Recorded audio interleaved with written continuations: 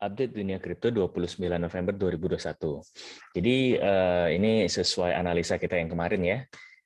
Memang bearish BTC-nya, puncaknya kayaknya malam kemarin gitu ya. Nah, ini pun masih ada supportnya yang saya bikin dan memang pas di situ di sekitar 53, kalau mentok banget itu di 53.300-an sepertinya ya. Nah, jadi memang apa namanya, setelah mencapai situ cuma nge-wick sebentar terus langsung naik, hari ini terbang. Nah, ini sudah mendekati ke Bollinger atas, jadi agak wanti-wanti. Nah, oke, sekarang kita akan bahas karena hari ini kita walaupun Senin gitu, tapi di Amerika kan belum ya. Jadi memang untuk segi berita itu belum banyak update tadi saya cek.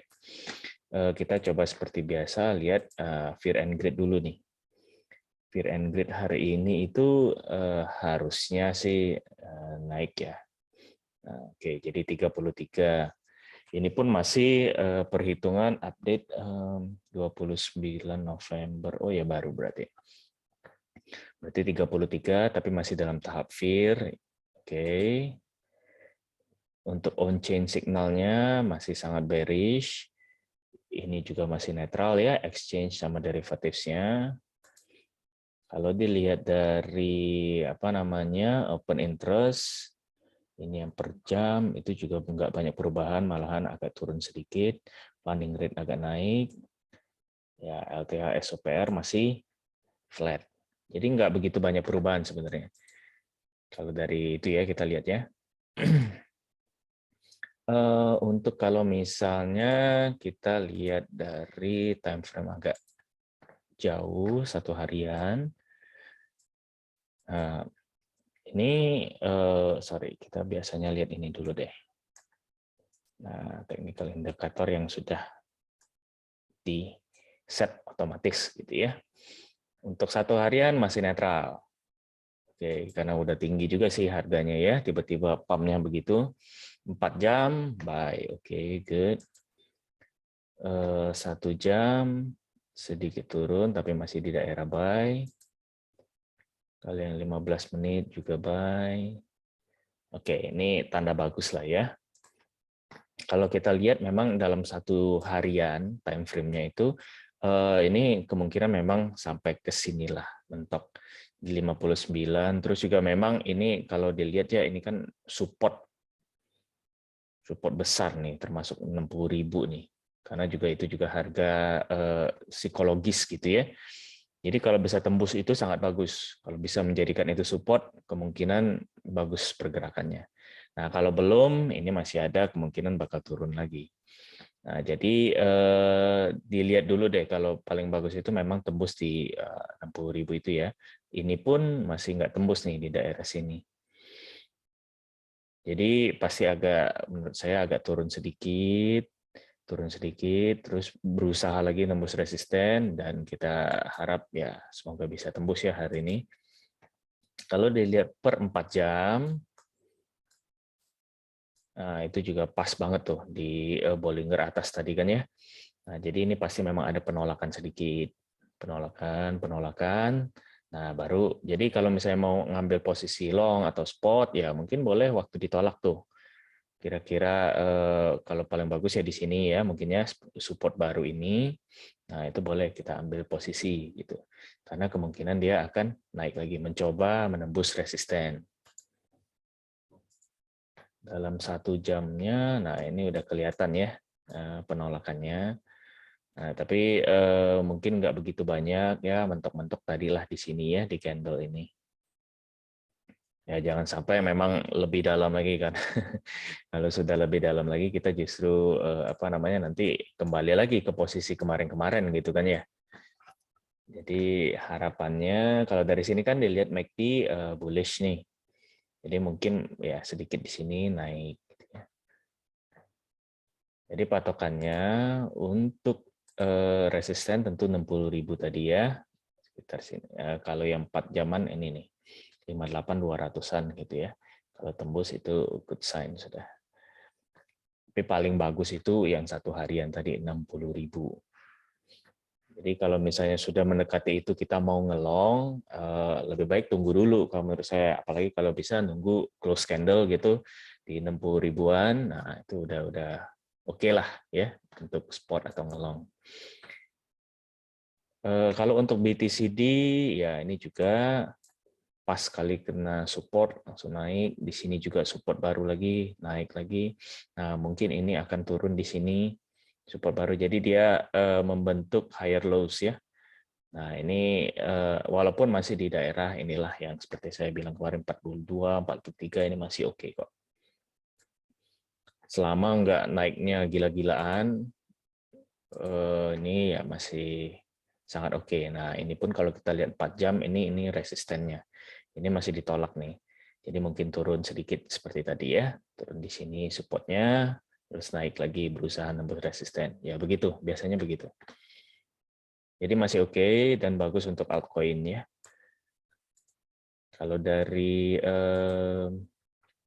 BTC tadi supportnya ya kita lihat ya. Kalau di sini ini tentu yang ini 55-an. Kalau satu harian kita lihat. Ya supportnya masih sama kemarin 53.700-an, tapi ya itu lebih baik kita cari support yang kecil gitu ya, jadi lebih gampang mantaunya. Nah kesimpulannya kalau BTC support 55.000 ya, apa namanya ini resisten paling dekat 58 ya, kita buletin aja lah 58.500 gitu ya. Resisten berikutnya 60.000, kemungkinan dia sideways ke sini. Terus dia berusaha nembus resisten. Kalau dilihat dari sini sih ini udah MACD juga sudah mulai bullish.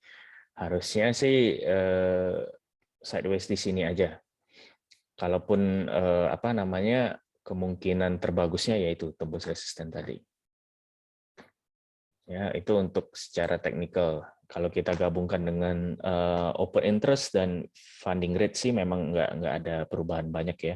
Open interest malahan agak sedikit turun, tapi ya nggak signifikan.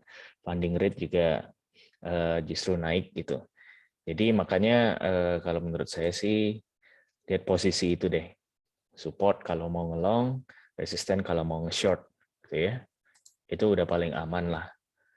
Karena risk and reward-nya udah bagus gitu. Ini mix sih kalau menurut saya apa namanya indikatornya ya, dalam arti seperti ini fear kan ya. Kalau misalnya fear and greed index ini kalau biasa saya lihat fear, apalagi extreme fear itu waktunya beli. Apa namanya kalau untuk greed atau extreme greed itu waktunya kita jual gitu ya. Tapi kebanyakan kalau greed itu masih bisa lah karena udah posisinya udah apa bullish gitu.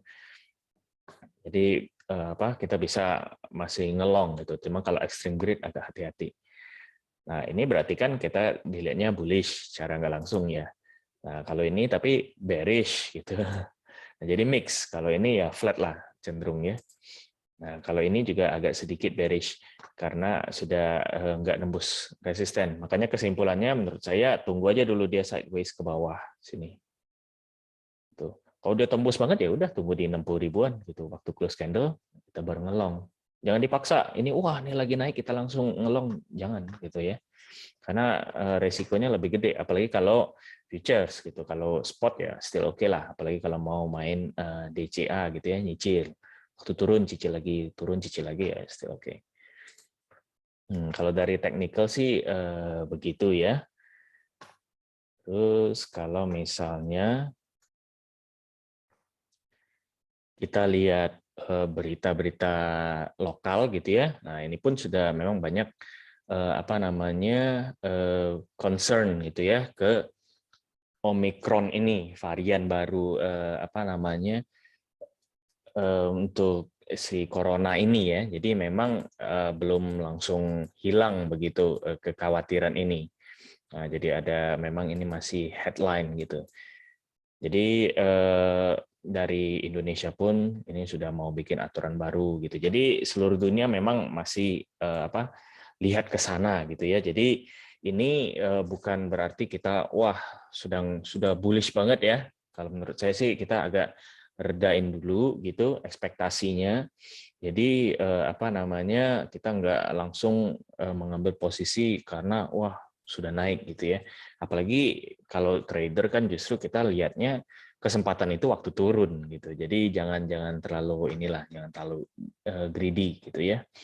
Apalagi kalau sudah pumpnya seperti ini. Ini pumpnya berarti ini full satu candle 4 jam di pump terus. Nah, itu kan berarti sudah saya harapin sedikit koreksi lah seperti tadi. Baru kita bisa masuk posisi. Nah, coba kita lihat ya untuk sedikit kalender gitu di bulan Desember ini atau bulan akhir-akhir November ini. Jadi ada ya misalnya ini yang paling yang bisa dicek gitu, ada RISE gitu ya hari ini, terus PCHF, LSK, ada POLC, Polka City, ada Pitbull gitu. Nah, bisa dicek sendiri ya di coinmarketcal.com. Nah, biasanya kan kalau hari-hari sebelumnya nih sebelum event itu biasanya udah bisa mengalami kenaikan. Jadi jangan lihat yang hari ini juga sih. Kalau hari ini sudah biasanya sell on news katanya ya. Nah, bisa dicek di sini, walaupun hari ini cukup banyak sih ya, 29 November. Nah, mungkin karena itu juga jadi sedikit pump gitu. Kalau kita sedikit lihat agak jauh, yang paling hot apa ini berarti 9 Desember. Ini juga DOC juga banyak sekali eventnya. IMX, SCLP, ya bisa dilihat deh. Ini kemungkinan ada ini banyak listing juga, jadi bagus ya. Pernah saya sampaikan juga sepertinya ya, kalau event-event yang penting itu biasanya memang ada pengaruh ke harga. Nah, event yang penting itu apa aja? Jadi biasanya listing, upgrade, hard fork gitu ya, staking. Nah, itu juga event-event gede gitu. Jadi kalau misalnya memang ada burning gitu juga apalagi gitu. Cuma kalau misalnya kayak AMA terus listing yang nggak begitu besar itu biasanya nggak begitu berpengaruh sih saya lihatnya. Listing apalagi kalau listing di exchange yang besar ya. Nah, itu bagus sih. Kalau LMA, AMA gitu, NFT release juga biasanya nggak begitu. Jadi bisa dicek sendiri lah ya di sini ya, supaya menjadi ini aja pertimbangan untuk hari ini. Nah, mungkin hari ini cukup singkat karena nggak ada berita yang signifikan seperti itu ya. Semoga bermanfaat, semoga menjadi pertimbangan juga bagi teman-teman kalau hari ini mau masuk posisi, atau misalnya kemarin juga sudah cicil-cicil ya, semoga ya, saya juga sudah sarankan begitu kemarin-kemarin, karena harganya udah drop sekali untuk BTC. Bukan berarti hari ini nggak mungkin drop ya, karena ada tadi itu saya bilang ada sedikit penolakan di resisten, tapi mungkin nggak sedalam kemarin, kecuali ada FUD lagi, tapi menurut saya nggak ada lah yang lebih parah daripada corona sejauh ini gitu ya. Jadi kita bisa optimis lah untuk hari ini, walaupun ada sedikit penolakan yang mungkin mantul lagi. Oke, terima kasih teman-teman. Semoga bermanfaat.